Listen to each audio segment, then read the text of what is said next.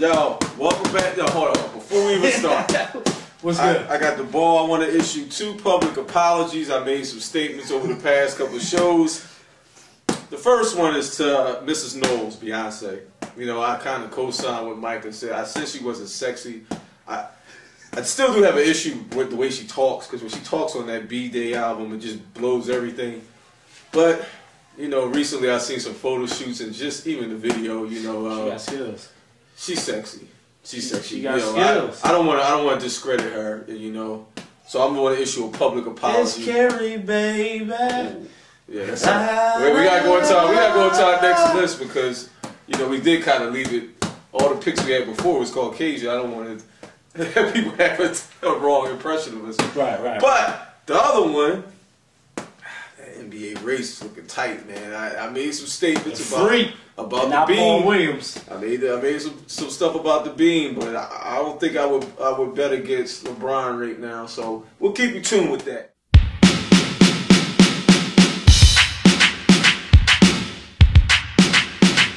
So Coltrane back in the lab. Without a mic the grad.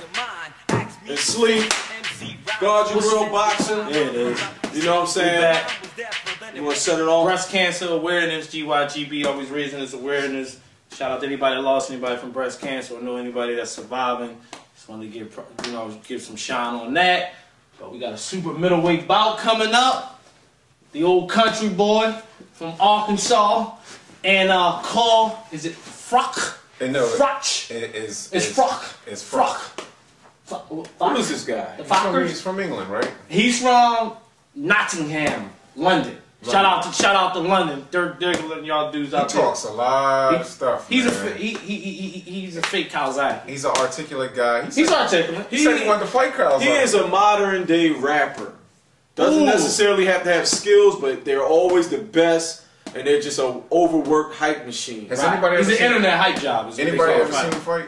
I seen clips of him. I seen him fight Gene Pascal in the summer. Sleep's favorite fighter. Shout out to Canada. Yeah, he's saying that in jest. Please. You know, one of the. I don't have no problem. I don't have a problem with Canada like most Americans. And anybody that don't know Gene Pascal, and I'm not exaggerating, he fights literally like this. He fights like this, like he freestyle swim. Shout out to Michael Phelps. That's how he gets his fight game on in the rim, like a swimmer. But anyway, we got a fight. Jermain's back, 168-pound WBC middleweight type. Jermain had one fight, and that was against Jeff. Shout out after that real belt. Jeff, shout out Lacey. So that's their 2 previous victories. Whose belt is this? This is Joe's belt. This is Joe's, one of Joe's vacated belts. Yeah. Where's the other belts? I know Kessler has one. Mikael Kessler has one. How did he get one? I'm not He got one right after he lost to Joe, right? Right, exactly. He fought for a vacancy against some dude. Remember, right after that, he fought for the belt again. Where's the other one? I don't know. I don't have any of my information in front of me. You know GYGB. We don't have stats. We don't have laptops. Somebody put that in. Somebody will post. Somebody find it. So look, we got this fight popping off, right? You know, all we know about Carl Froch is, you know, he's been fighting in something like the Blue Horizon in London. I forget the name of it. York Hall or something. And then he fought Gene Pascal. And I know he has one of the most reckless fight games I've ever seen since David the Haymaker Hay. And I don't know. How do you see the fight going, Big Mike?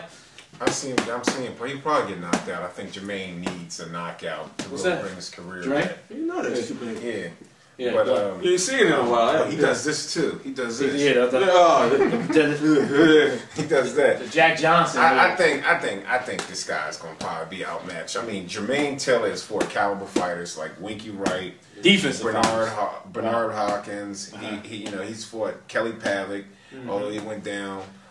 One time with Kelly. He's fought the best of the best. This guy, you really got to search. He fights too sloppy. It ain't so much about his resume because it is about his resume. No, because Kelly Pavlik beat Jermain Taylor. His resume, although all he had on his was Miranda. Kelly Pavlik's a phenom. I mean, he came up in the ranks knocking everybody out. That's true. You're right. He did have a better pedigree. That was his resume. Right, but I think more so it's the style that Pavlik had that gave Jermain Taylor some trouble. And Carl Froch, he just go wild. I don't think it was the style that gave Jermain. I think Jermain Taylor just didn't fight a smart fight.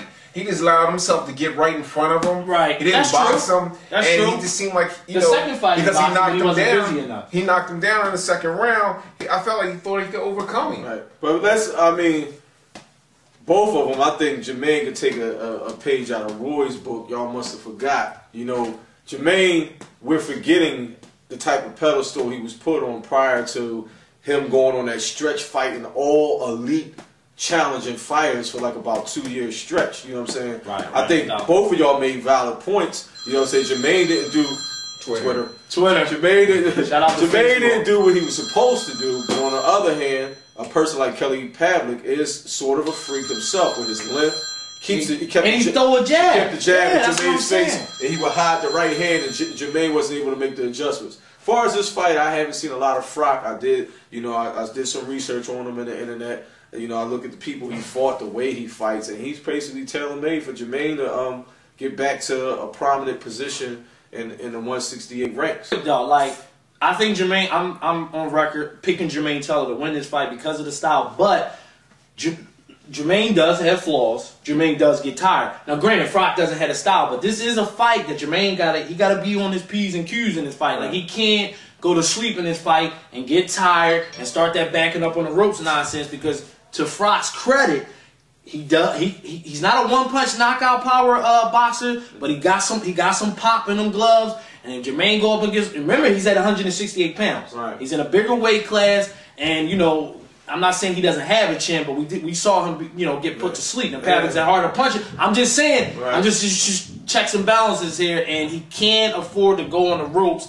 and sit there and try to, you know, buy time. That's all I'm saying. I got him winning the fight because, like you said, you're not beating Jermain throwing haymakers. It's going to get nullified with Jermain's jab. Jermain is extreme, and I know if he boxes, we talked about potential matchups with Paul and different situations like that, and we can't discredit this guy's resume. He did things, and I just mentioned Pretty Boy, that he wouldn't do. You know what I mean? He has a lot of heart to everybody coming. He had a very tough year and a half. That being said, Jermain is extremely strong, athletic person. You know what I'm saying? Right. I don't see this guy because of the way he throws his punches. He don't set nothing up. Jermain can counter inside. Jermain throws, even though he's flawed, he does throw straight punches. He throws tight combinations. Right. And I'm predicting a knockout. And I predicted Jermain not being. I don't think he needs a knockout though. I just think he needs an impressive victory. He does.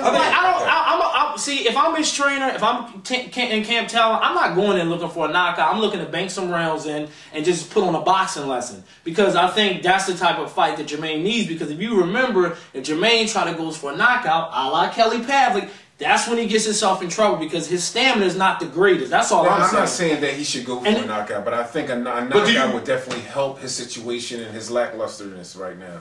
I'm not saying he's going to be a star. He's already the biggest star at that weight class already.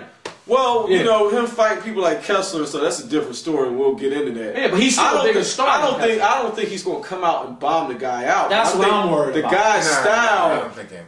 The guy's style opens up for a knockout from Jermain He's Teller. there to be found. He's too wild. Yeah. So that type of fighter opens up a situation where, you know, Jermain's a strong guy. He can get the guy out of there. Yeah. But you know, I don't. So y'all picking knockout. You know, I got to win about decision. You know, I don't really want to talk about this. You know. Okay, let's get right into it. So we unanimous here. It's going down. Who's that? Can we get a replay of the checkup? Can we get a replay? Get a mimic of the checkup? You know, man, Ford is doing a lot with his name, though. The turnbuckle. No. Shout out to Manchester, because it's going down. May 2nd, Manny Pacquiao, Ricky the Hitman had just a little brief preview. The whole squad going to break this one down. But I know a lot of y'all chomping at the bit, the 24/7 zone. So let's give a little slight bootleg leak of Hatton Pacquiao. Oh, y'all gonna look at me? I'm gonna tell y'all. Because I already know you think it's gonna be a layout. I'm gonna tell you it's gonna be a nice hot spring, because GYGB's going at each other's throats. We got a couple of fights that go at each other's throats. I'm telling y'all now, I'm not a believer. You know what I'm saying? And it's real funny. I was looking at 24/7 today. You never was. No, was. I'm not a believer of. Constantly wrong about this dude. But no, he's actually. You don't have to explain it. He's telling me what I'm saying. I'm going for Bruce Lee, not Bruce Lee. Manny Pacquiao. I'm not a believer that Floyd Mayweather Sr. has made this tiger change his stripes. And Michael Moore says something very important on there. He was like, you know, this fight just shows no evidence of all the work he's putting into the gym. It was like he resorts back to his bad habits. That's what I said when he fought my man from Brooklyn. He continuously jumps off his feet. He leads with left hooks. And I think we're going to see the best fight of the year. And then with both somebody touching the canvas. They both might touch the canvas, but I'm banking on Pacquiao finishing. What's Ricky? What's Ricky? Manchester out there. Your dude Coltrane is riding with y'all, so stand up, Manchester. I got y'all. You know what I mean? Put y'all feet up, Manchester. Coltrane got y'all. You know, I gotta be consistent. You know, I've been picking against Pacquiao since we've been doing boxing. I'm gonna keep it consistent. You know, I keep it funky. You know what I'm saying?